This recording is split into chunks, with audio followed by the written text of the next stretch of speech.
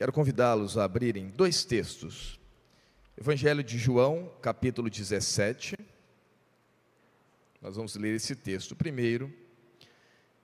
Quero ler com vocês este capítulo, é um capítulo pequeno. E depois nós destacaremos Mateus 28, 19 e 20. Evangelho de João, capítulo 17. Se você quiser, você pode abrir os dois textos e marcar e segurar, ou abra só em João 17, depois a gente dá um tempinho para voltarmos algumas páginas no Evangelho de Mateus. Evangelho de João, no capítulo 17, eu estou usando a Nova Almeida atualizada.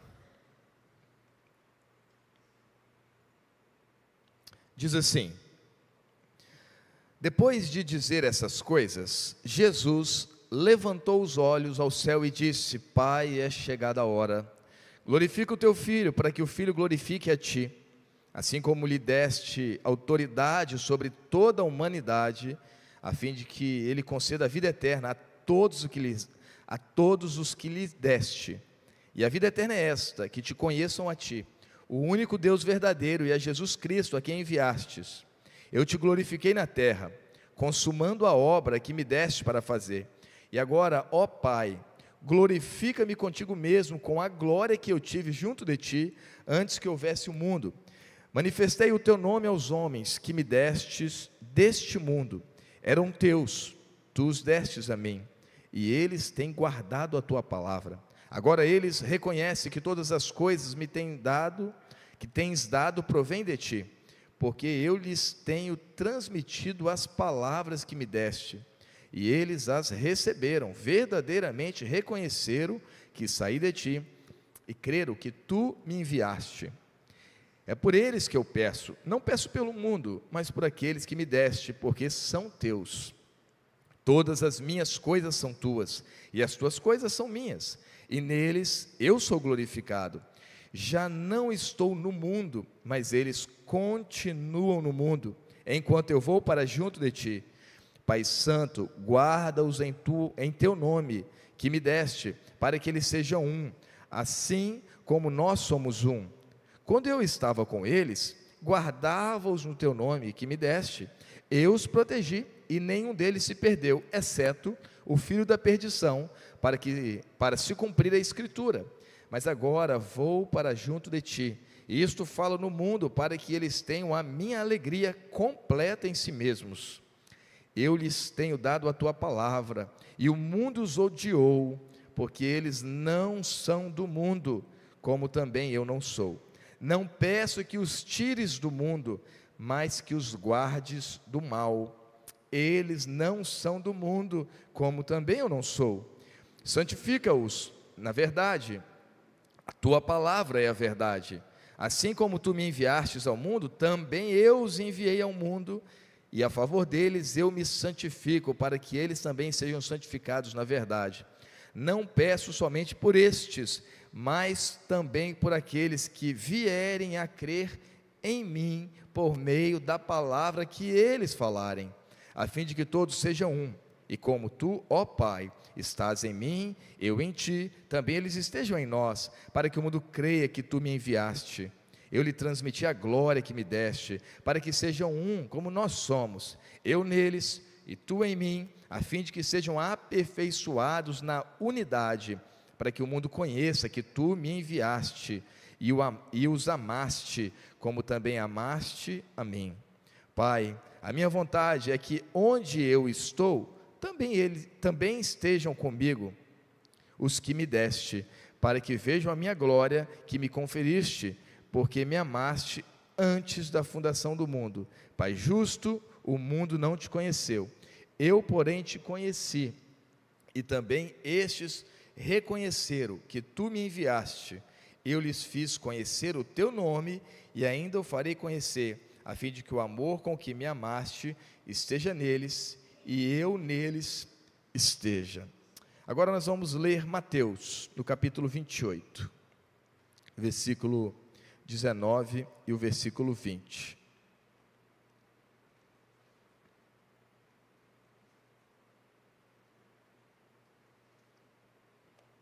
Mateus 28, texto que, acredito eu, você já conhece, inclusive, de cor.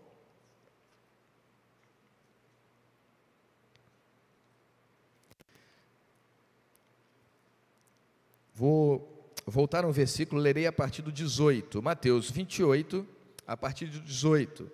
Jesus, aproximando-se, falou-lhes, dizendo: toda autoridade me foi dada no céu e na terra. Vão, portanto, façam discípulos de todas as nações, batizando-os em nome do Pai, do Filho e do Espírito Santo, ensinando-os a guardar todas as coisas que eu tenho ordenado a vocês. E eis que eu estou com vocês todos os dias até a consumação do século. Louvado seja o Senhor pela leitura da sua palavra. Meus irmãos, minhas irmãs, eu quero conversar nessa noite sobre o tema Vivendo a Missão na Grande Comissão. Vivendo a Missão na Grande Comissão. Tem um livro que me lembro na época do seminário, muitos seminaristas teciam críticas, e eu também, muitas vezes, sem saber, indo na onda, achava que aquele livro, aquele autor, não era um livro tão legal assim, porque a gente tem essa mania, né, de ir muito pelo que as pessoas estão dizendo. Li, reli, e hoje bem, ou um pouquinho mais maduro, percebo o quanto essa pessoa tem sido usada por Deus. É o livro do Rick Warren, Uma Vida com Propósitos. Interessante que nesse livro, ele trabalha 5 eixos, 5 propósitos que todo cristão tem na sua vida. Ele vai trabalhar sobre a adoração. Ele compreende que todo cristão, então ele já delimita, ele está falando de pessoas que tiveram uma experiência, foram alcançadas pelo Senhor, se renderam a Cristo, vivem novidade de vida. E ele entende que essa pessoa, e eu acredito que você se enquadre aqui nesse perfil, de alguém que já se entregou a Cristo, que ama o Senhor e que quer agradar a Deus, amém? Todos já fizeram isso? Todos estão vivendo dessa maneira? E ele fala que nós precisamos viver dentro da esfera da adoração. Você foi planejado para adorar, para agradar, para enaltecer a Deus. Não podemos perder isso de vista, o propósito da adoração. O segundo propósito, vida em comunhão.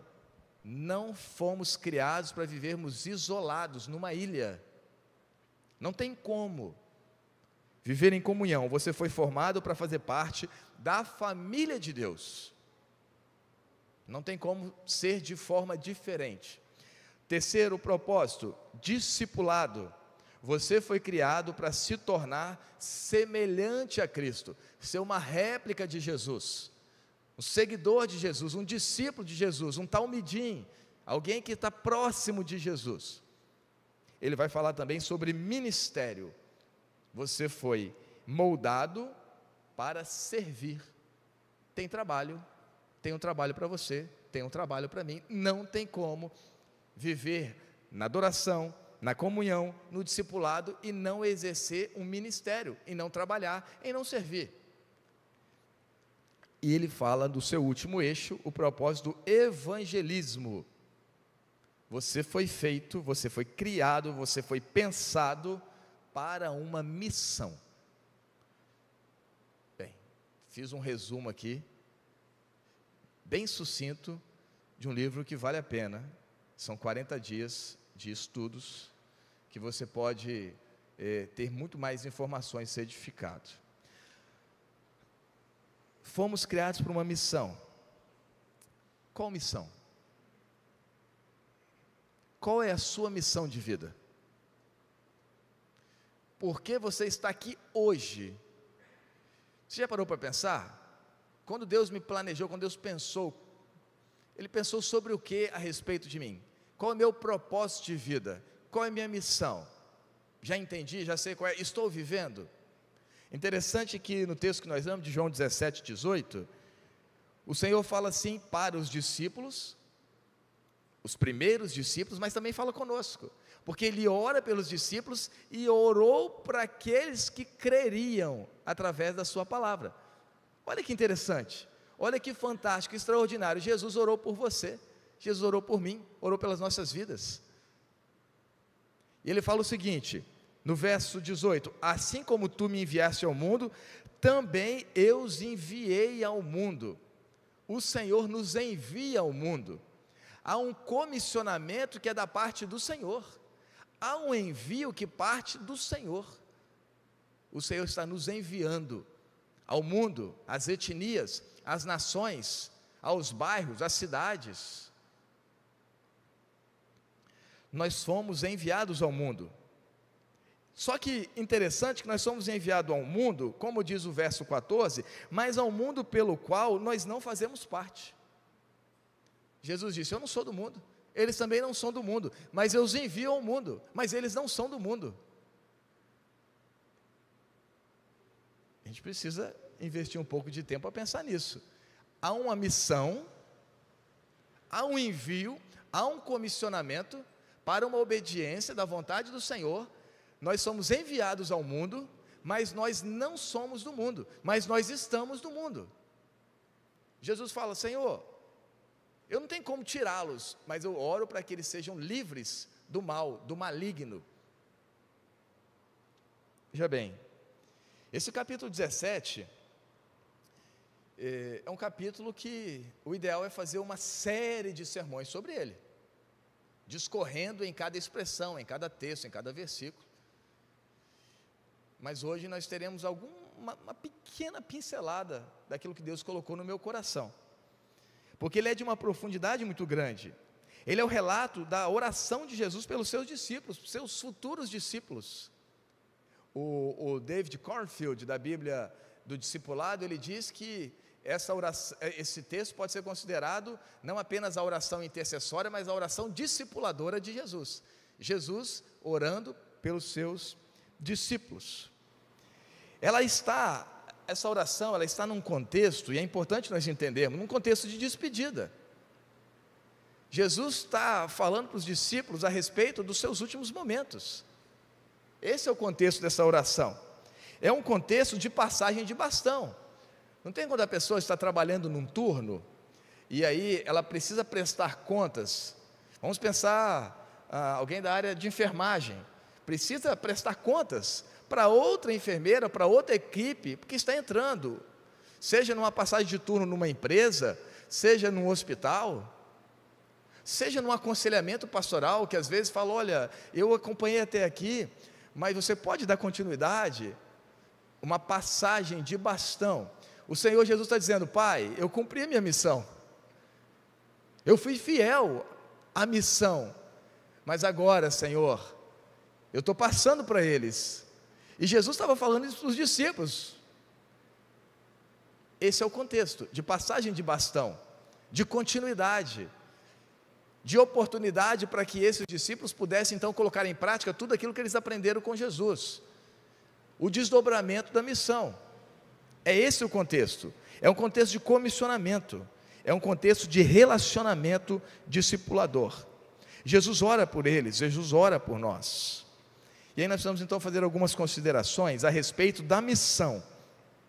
Dentro desse texto, e tendo como base também Mateus 28, 19 e 20, eu queria fazer aqui 3 considerações. Poderia fazer inúmeras outras, mas me parece que nós temos, e eu me incluo aqui, a gente retém muito pouco às vezes. Então eu vou tentar ser um pouco mais sucinto, condensar um pouco aqui na ideia que nós estamos trabalhando, para que nós possamos de alguma forma fixar isso. Então, se você tem um bom costume, anote, use o seu celular como um bloco de notas, desconecte aí, coloque em modo avião, use caderno, papel. Eu quase não vejo mais.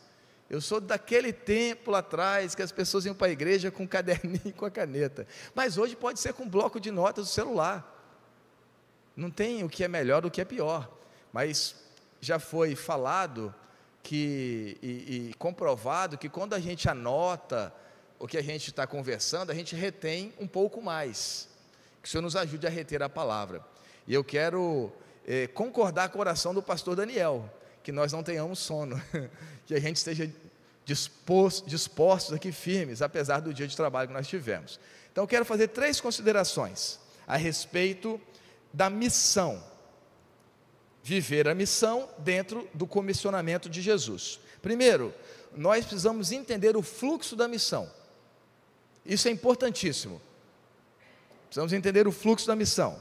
E aí, quando nós pensamos em entender o fluxo da missão, nós temos dois aspectos aqui, interessantíssimos. Nós temos o vinde a mim. Nós temos inúmeros convites de Jesus nas Escrituras Sagradas, sim ou não? Inúmeros. Estão cansados? Mateus 11, 28, venham a mim. Nós temos o Senhor batendo a porta daquela igreja, Apocalipse 3, 20. Nós temos o Senhor se aproximando de nós. Nós temos o Senhor nos atraindo através do seu amor. Na leitura de Lucas 15, é o pai que vai ao encontro do filho que está perdido. Então nós temos o Senhor dizendo, venha a mim, vinde a mim. Esse é um lado, mas nós não temos apenas o vinde, nós temos também o ide. Venham a mim, para que vocês possam ir. É o vindo e o indo, é o vide e o ide. É o fluxo da missão. Podemos afirmar que são duas asas de um mesmo avião, só que às vezes o avião está com uma asa só. Nós temos vinde, ide, e normalmente nós não temos equilíbrio dentro desses dois extremos. Normalmente nós não temos. Querem ver? Normalmente nós vivemos mais no vinde. Nós queremos só estar com o Senhor, queremos usufruir da presença de Deus, bom demais, a glória de Deus, queremos adorá-lo, agradá-lo, né? Nós queremos estar ali na presença do Senhor, nós queremos receber as bênçãos, a proteção, o discernimento, o abraço, o cuidado, a salvação, o livramento. Isso é ótimo, mas nós não podemos parar aí. Do outro lado, nós precisamos também de ousadia, de intrepidez, de coragem, de fidelidade, para viver o Evangelho, para pregar o Evangelho, para dar testemunho do Evangelho, para não envergonhar o Senhor, para não escandalizar, para sermos embaixadores de Cristo, sal da terra, luz do mundo, bons mordomos de Cristo. Qual é o objetivo de o Senhor nos salvar? Será que o Senhor nos salva, nos resgata e para aí? Porque se parasse aí, bom mesmo era que a pessoa morresse imediatamente. Por essa ótica, salvou, não tem mais o passo seguinte? Ah, pai, não quero ficar nesse mundo não, me leva aí, porque se minha vida se resume à salvação, não apenas, isso é muito, mas se a minha vivência cristã se resume a só o receber do Senhor, é um avião com a asa quebrada. O Senhor trata, o Senhor tira os carrapichos, o Senhor tira, a gente chamava lá daquele, como é que é? Fugiu o nome, aquela que, onde você passa vai agarrando na calça, baba de boi, já escutou? Baba de boi, é um negócio que garra na calça de uma forma, Deus vai tirando esses carrapichos, vai tirando essa baba de boi, que é um negocinho que garra na sua roupa, que para tirar um desafio, vai tirando aquilo que nos arranha, vai curando as nossas feridas, vai tratando o nosso coração. Deus faz isso o tempo todo, tem feito isso com a sua vida, faz isso com a minha vida. Ah, mas quando eu estiver 100% tratado, curado, restaurado, eu vou então agora trabalhar para o Senhor. Você vai viver a sua vida tentando e não vai conseguir, porque Deus ainda tem me tratado, tem me curado, tem tirado ainda algumas coisas, alguns carrapichos. Ok, o segundo passo é, Senhor, o Senhor me salvou para ser um instrumento de salvação na vida de alguém. Eu fui reconciliado com o Senhor para que eu seja um instrumento de reconciliação. Agora eu sou embaixador de Cristo, mensageiro. Agora eu fui salvo para ser instrumento de salvação. Eu fui alcançado para ser instrumento de propagação do Evangelho. A palavra trouxe bênção na minha vida, mudou a minha história, mas então agora eu quero ser instrumento de bênção na vida de outras pessoas. Em primeiro lugar, precisamos entender o fluxo da missão: discípulos, discipuladores, salvos para sermos instrumentos de salvação. Não podemos estar mancos nessa questão. Você já é um discípulo de Cristo? Glória a Deus. Você já fez discípulos? Você já tem filhos na fé? Você está dando continuidade? O que te impede? O que te impede de ser um discipulador? O que te impede? Portanto, ide e façam o quê? Discípulos de todas as nações. Não foi isso que nós lemos? Façam discípulos.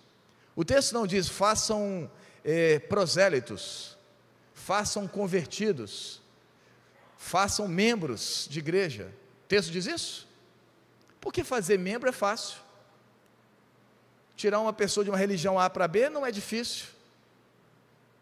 Agora, fazer discípulos dá trabalho, porque tem investimento de vida, tem um relacionamento intencional, dá trabalho. Mas quem tem que fazer discípulos? Todos nós temos essa incumbência, todos nós temos essa responsabilidade. Esse é o primeiro ponto. Precisamos entender o fluxo da missão. Segundo ponto, precisamos entender, e aqui, meus irmãos, aperta um pouquinho, precisamos entender o preço da missão. O preço da missão.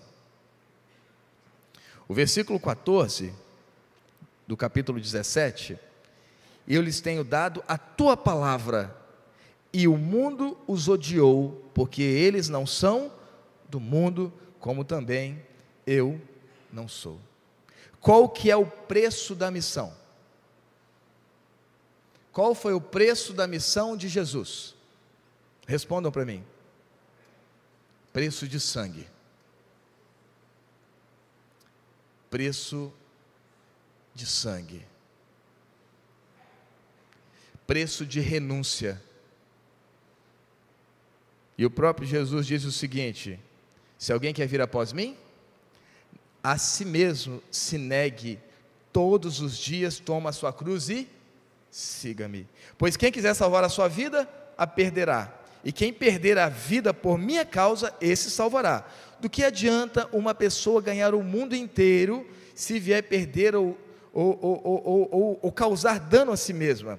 Pois quem se envergonhar de mim e das minhas palavras, dele se envergonhará o Filho do Homem, quando vier na sua glória, e da do Pai e dos santos anjos. Lucas 9, 23 a 26. Quem quer vir após mim, negue-se a si mesmo, tome todos os dias a sua cruz e siga-me. E aí o texto vai dizer: mas quem quiser salvar a sua vida vai perder. O que adianta ganhar o mundo inteiro e perder a sua vida? Onde nós estamos errando?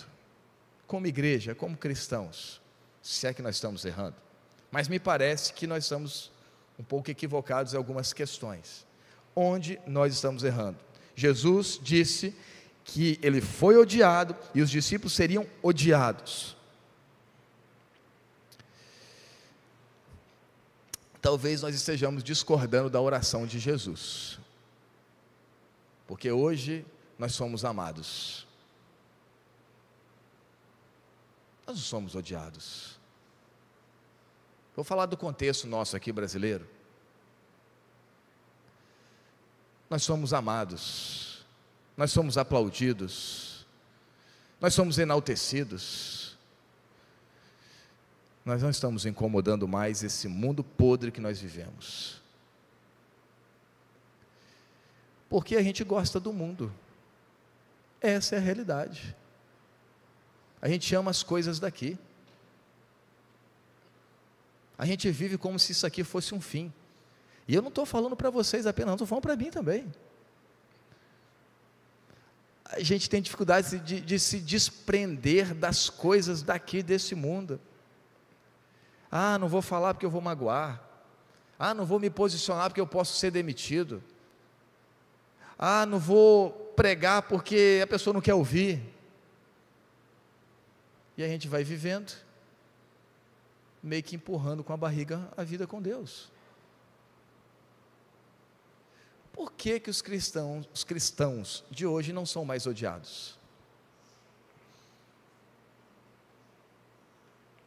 talvez nós estamos vivendo como se nós fôssemos do mundo.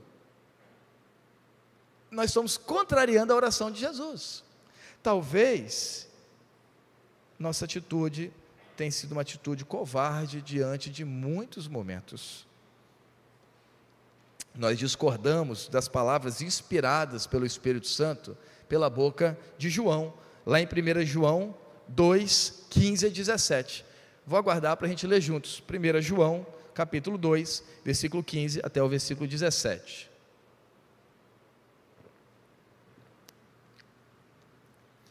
Não ameis o mundo, e nem as coisas que há no mundo. Se alguém amar o mundo, o amor do Pai não está nele.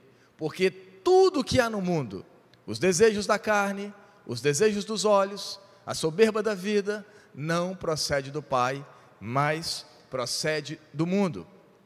Ora, o mundo passa, bem como seus desejos, mas aquele que faz a vontade de Deus permanece para sempre. Hoje, em meu devocional, porque eu também faço devocional, sabia? Eu tenho meu momento com Deus. Leio a Bíblia também. Não só para fazer sermão.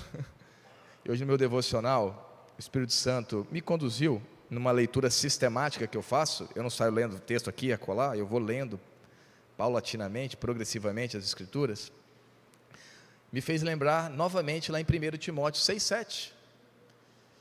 E eu fiquei, meu Deus, eu preciso ser relembrado disso com mais frequência. E o apóstolo Paulo, inspirado pelo Espírito Santo, fala: porque nada trouxemos para esse mundo, nem coisa alguma podemos levar dele. O que nós vamos levar daqui? Já parou para pensar nisso? O que vai subir? Esses bancos subirão? O microfone vai subir? O seu carro bacana? A casa que você mora? O apartamento? Joias? O que sobe? Nada disso. Porque nada trouxemos, nada vamos levar. Não foi isso que o Jó disse? Eu não saí do ventre da minha mãe, não voltarei.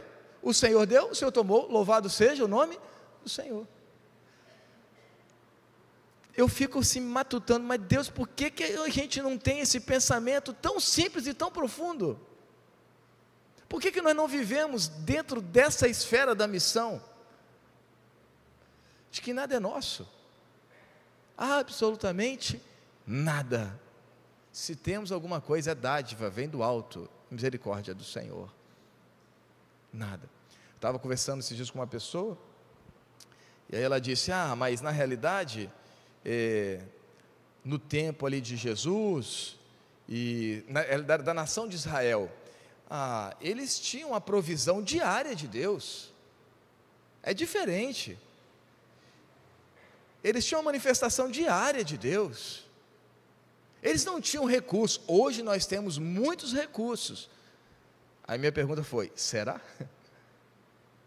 Nós deixamos de ter a provisão diária de Deus? Nós temos muitos recursos? Nós temos a falsa ideia de achar que nós somos alguma coisa, que nós conseguimos fazer, que o nosso braço, que a nossa inteligência, que o nosso avanço na ciência, não porque nós conseguimos, porque hoje a medicina, os medicamentos, a minha capacidade intelectual, meu irmão, minha irmã, se Deus não abençoar, se Deus não pôr a mão, não é nada, não é absolutamente nada. Terceiro e último lugar, precisamos entender a tríade da missão. Tríade da missão. Tríade? Missão, visão e valores? Tríade, né? Missão, visão, valores. Não. Ok, então, conceito de tríade na ideia da divisão do tempo, urgente, importante e circunstancial? Não. Esse é um livro do Christian Barbosa, um livraço, que ele fala sobre a tríade do tempo. Urgente, importante e circunstancial? Não. Na realidade, estou brincando aqui, usei o termo trade para chamar a sua atenção. Eu falo da missão trinitária. Eu falo do Pai, do Filho e do Espírito Santo. Deus Pai, Deus Filho e Deus Espírito Santo. Onde eu quero chegar? A missão é de quem? A missão é minha? A missão é sua? A missão é da igreja da Orla? A missão é de uma placa denominacional? A missão é de um grupo religioso? A missão é de Deus. Porque Jesus me dizendo, eu estou enviando eles, eu estou os enviando, para que vocês possam ir, para que vocês possam dar frutos. A missão é de Deus. Ah, mas por que nós somos missionários?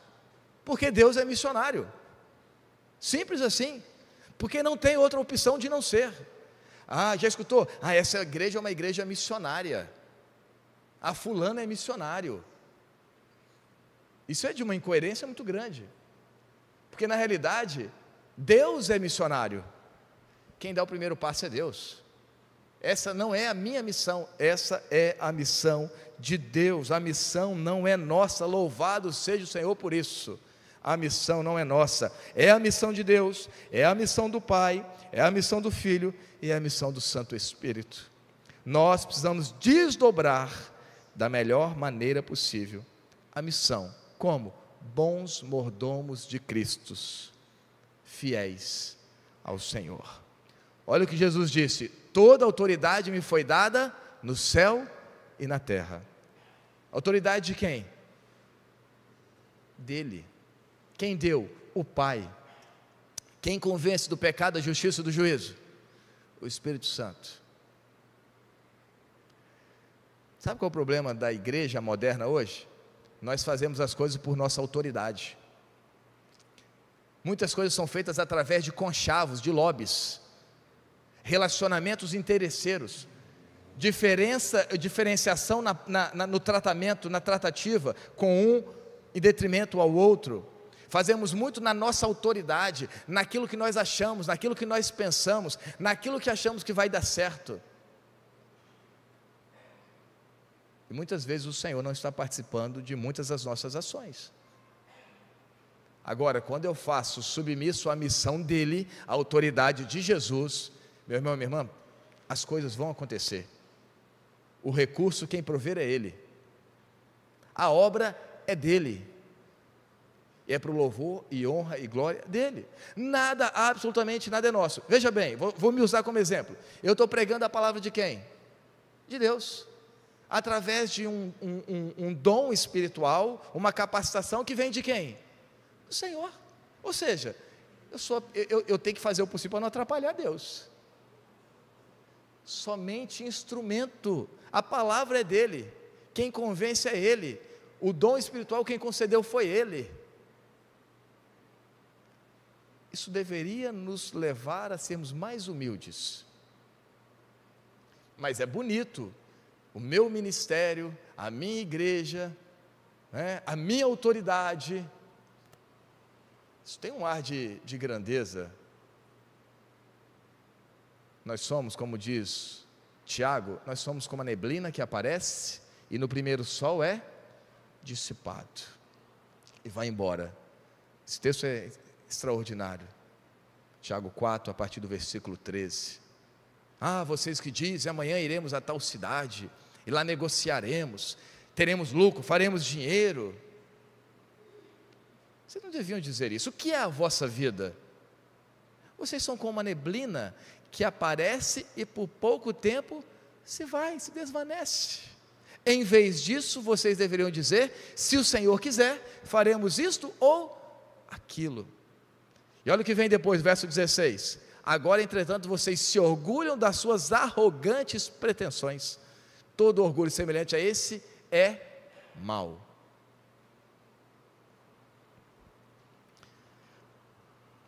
Queridos, toda autoridade foi-me dada no céu e na terra. Jesus disse isso.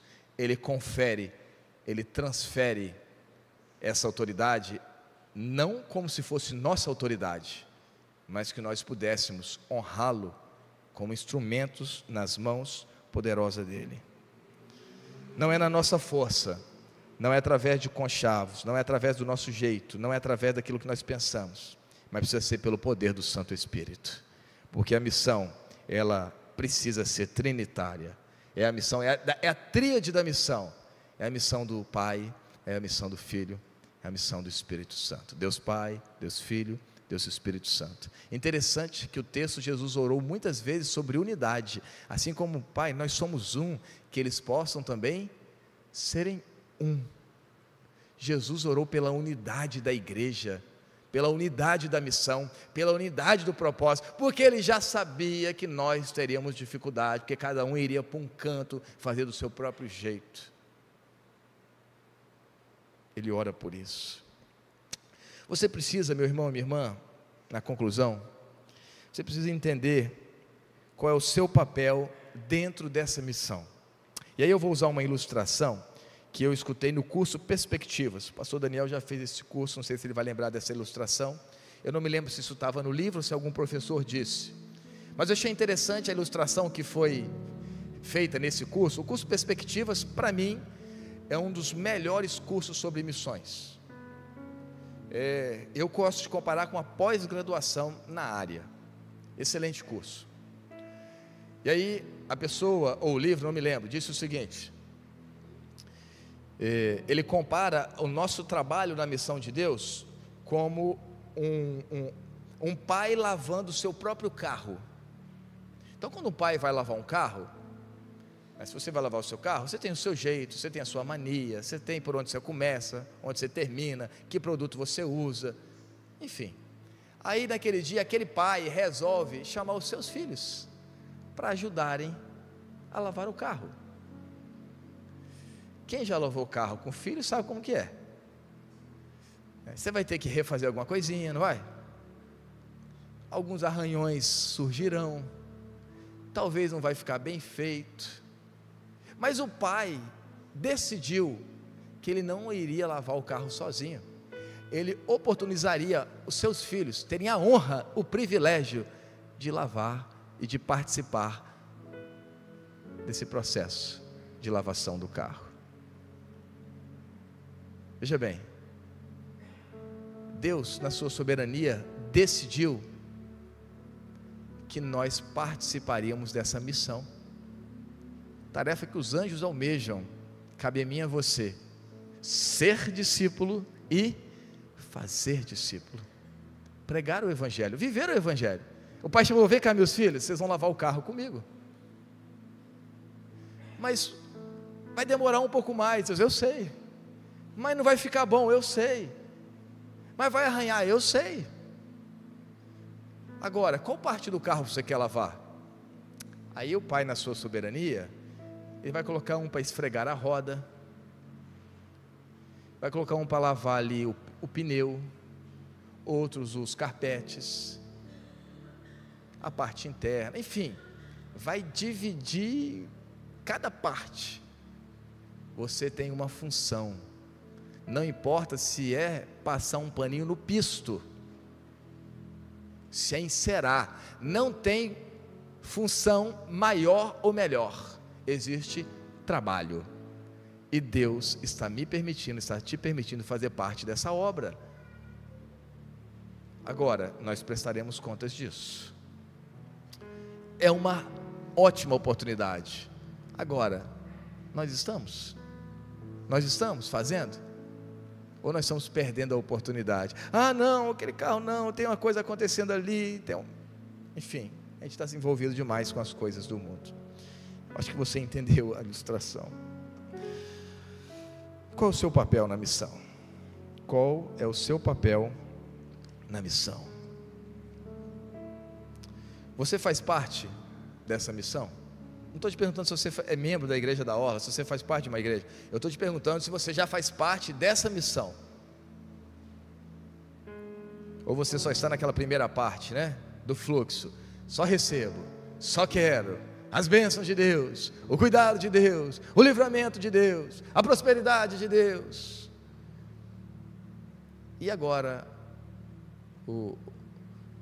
a nossa parte, o id, o indo, o honrando o Senhor, o fazendo a diferença, o ser fiel, o pregar o Evangelho, testemunhar o Evangelho, se posicionar a favor do Evangelho, lutar pelo Evangelho. Em outro momento a gente vai trabalhar como então temos que fazer essa missão. Esse é um assunto para outro sermão, mas hoje eu queria que nós entendêssemos essas questões importantíssimas. Eu queria que nós tivéssemos agora, na conclusão dessa reflexão, nós tivéssemos um tempo de oração e consagração. Eu não sei qual é a oração que você vai fazer. Talvez você precisa nesse momento baixar a sua cabeça e pedir perdão a Deus, e dizer: Senhor, as coisas estão acontecendo, só que eu não estou nem percebendo, estou envolvido demais com o trem desta terra, dessa vida, com os tesouros desse mundo. O meu coração, o Senhor, está arraigado aqui. Tem que ter coragem para fazer essa oração. Tem coragem para ter que dizer assim: Senhor, meus olhos estão aqui.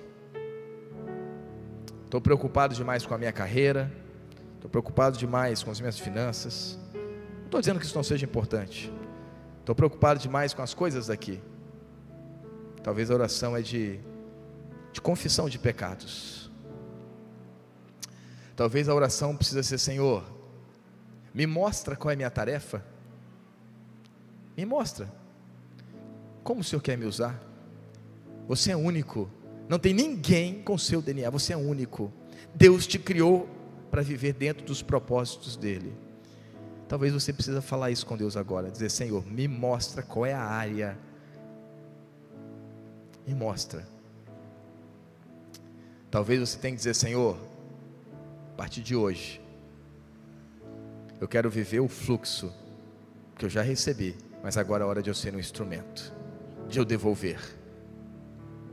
E a sua vida vai ser a sua oferta, o seu estilo de vida, não apenas um anexo, um dízimo, uma grana, muito mais do que isso. É a sua vida por inteiro que o Senhor quer, é a consagração sua.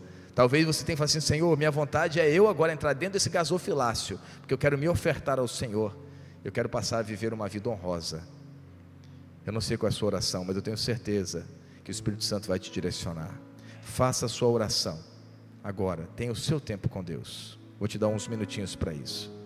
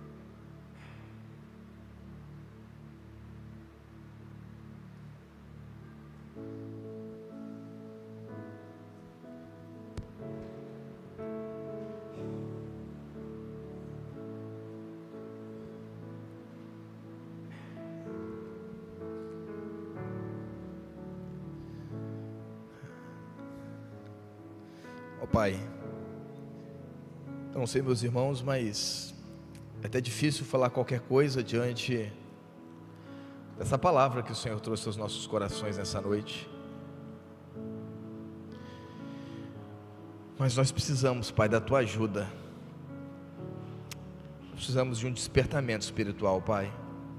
Precisamos de um avivamento. Precisamos de uma chacoalhada do Senhor, ó Pai. Precisamos acordar para a realidade espiritual é que estamos inseridos, ó Deus.